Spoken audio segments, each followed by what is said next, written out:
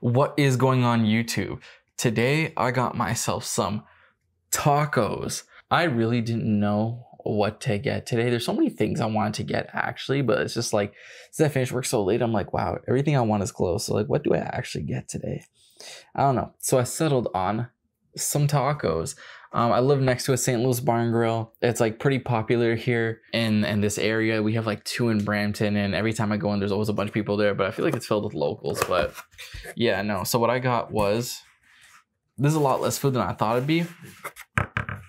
So let's just kind of show you there. I got 2 fish tacos, which I haven't really had in a very long time. I had a fish taco one time a long time ago. So this kind of be like me getting it again, and some fries. I'm not gonna lie to you, the fries look pretty good. So let's just unpack this because I know for a fact you guys can't really see like when it's there. Let's get some good presentation going here, and then the fries. Yeah, fries everywhere. Fries everywhere. Fries everywhere. Anyways, guys, remember to like, comment, share, subscribe, leave a comment down below if you want to try anything on talk about. I'm down to do that as well. Check out the timestamps in the description. Let's get into these fish tacos. Let's take a look at it here. So yeah, we got like fried fish. We got some cheese. I think green onion, but yeah, no, not anything too crazy here. It's looking pretty good. First bite here.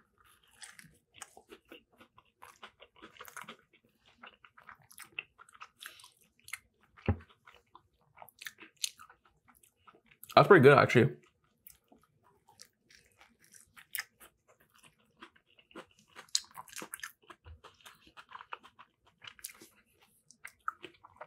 I kind of wish it was a bit crunchier, like the batter or the fish, I guess, but still pretty good. The lettuce is crunchier than the fish itself. Yeah. That's pretty good though. Yeah, I don't know. Anyway, so how was your guys' day today? I'm so tired. I'm just so tired.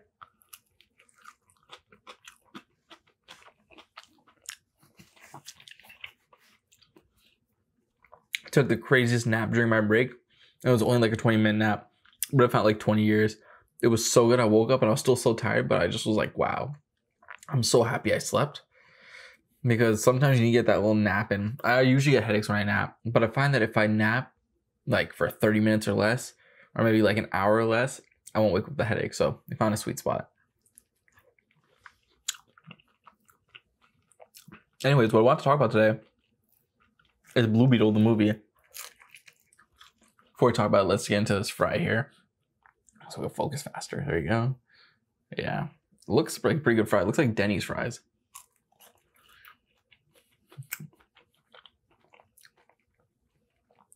Yeah, it's pretty good fry, actually.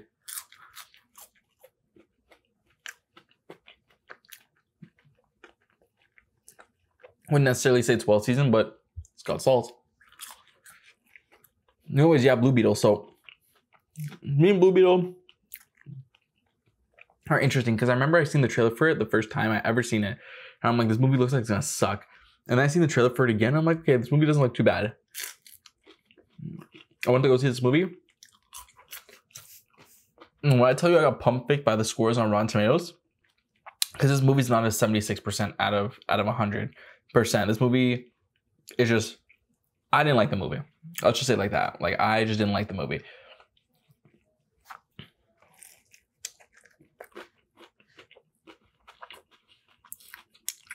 Like, there's so many things that I don't like about the movie. One, and probably the biggest one, is the movie really feels like a kid's movie. Which would make sense as to why I didn't like it so much. Because one of the biggest problems I had with the movie was that the acting was some of the worst acting I've seen in like a long time. It was very, very bad. The dialogue sucked. It was super cringe. There was multiple times when they're talking, I'm like rolling my eyes. Like, for example, when the main guy's about to walk off and then the mom calls him back and she's like, oh no, you you two have to put together. She's referring to him and like the scarab, who's like kind of like a sentient being. You guys have to pull it together. You guys have to do it for your family. And he's just like looking at her, and I'm just like, the movie's not good. It's like super overacted and just super exaggerated. The jokes are only funny sometimes. They're not funny all the time. They're rarely funny.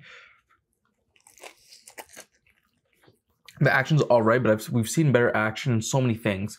So it's like, it's not anything, not anything crazy.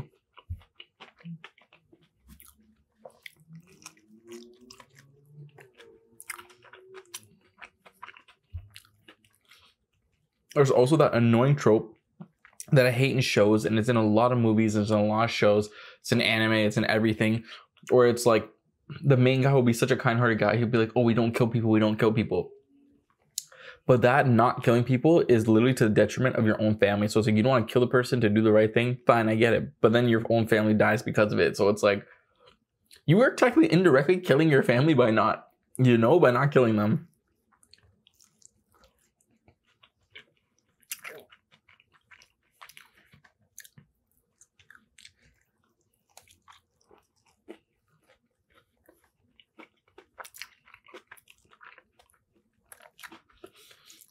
And so many parts of the movie didn't make sense. Like, for example, George Lopez, just knowing how to operate. I think her name was Jennifer Cord. Her dad used to be the old Blue Beetle, and he had his like own little, I would say spaceship, but I guess it's like just an aircraft. And he goes in, he suddenly knows how to use it all and knows exactly how it works. Like, the movie really reminds me of Spy Kids. Like, it really had that like childish nature to it. It was very like gadget heavy, and it was just very like, it's very just focused towards kids. The grandma out of nowhere is a revolutionary, and she's okay with killing people, but he's not. Jaime is not okay with it. It was just, the movie's very cringe. So maybe if you're looking at it from like a children's movie standpoint, I could see it kind of getting like a 75%. But also no, because Lightyear and Across the Spider-Verse both are not cringe in terms of their dialogue. I know they're animated movies, but they're not cringe in terms of the dialogue. Like, talking about those movies would be like, damn, this is like really a kid's movie, even though you know it's a kid's movie. But watching this movie, it's just like kind of overbearing. It's kind of annoying at sometimes.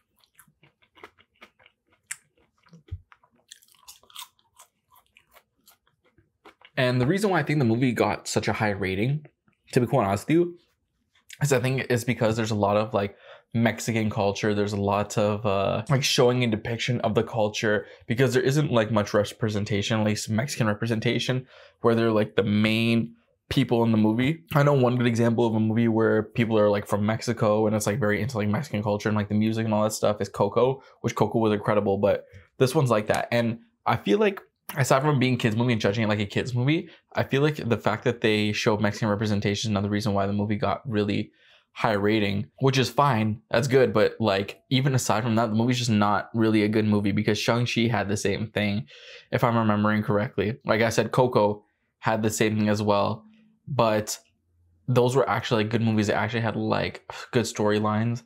They actually had good actors. Like, there's just like so many tropes in the movie that are just annoying. Like, the bad guy turns good. It's just like I don't know if that's how Blue Beetle is in the comics, but I really doubt it, because like, why is the bad guy like such a bad guy, and then he remembers everything and he's like, okay, I'm good, let me kill myself and sacrifice myself. I can't even count how many times I've seen that or heard about that or seen something similar to that before in other movies. And he's just trying to talk no jutsu this guy out of it at any given time. I get you don't want to kill him, but come on, man.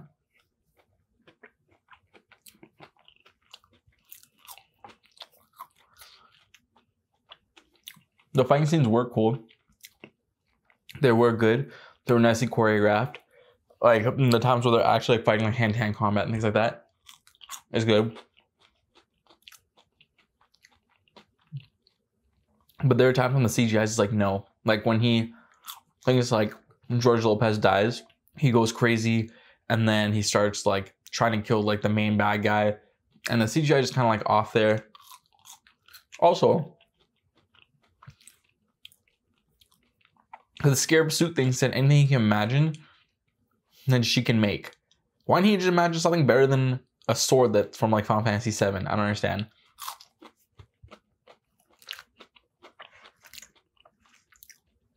I feel like this movie had more potential. Or rather, I feel like this movie had a lot of potential and it kind of just got wasted. And also, I'm just thinking about putting myself in this position. It's just like, if I got some beetle thing in me where I could do anything, protect anyone, fly, and do all these things, I would want to keep it. I wouldn't want to get rid of it, but I guess everyone would be different. They didn't really solve one of the main problems in the movie, and that would be the fact that they're losing their house. Because the dad died, they didn't have the shop. I guess he's Blue Beetle now, so I don't know how he's gonna get money from that. And his girlfriend's rich, but she didn't give him jobs. Even though she paid for their house at the end of the movie because it got destroyed and got him a new car, like she didn't give the uncle a job either. So it's like, how are they gonna pay off like other bills and stuff like that when they don't have jobs? And like literally none of them have jobs. So I don't know.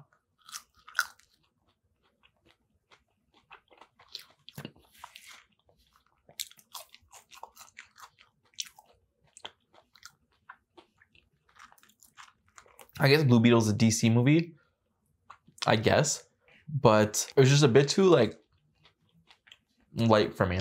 I like my DC movie dark and gritty, except for the first Shazam. First Shazam was so good. That's another thing. I felt like the first Shazam was catered towards kids too, but it was still a good movie.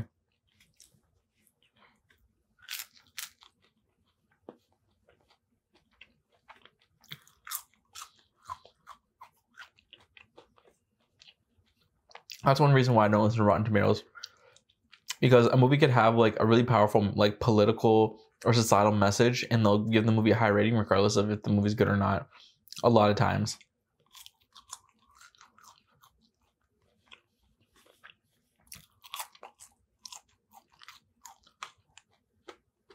Either way,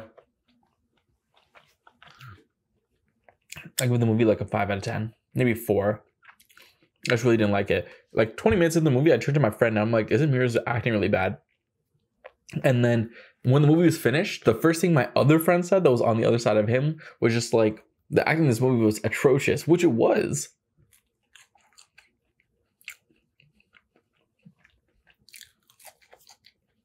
I think that movie could have been so much better, but you know, who am I? I'm not a director yet. Dun dun dun. I'm joking. I'd rather act than direct.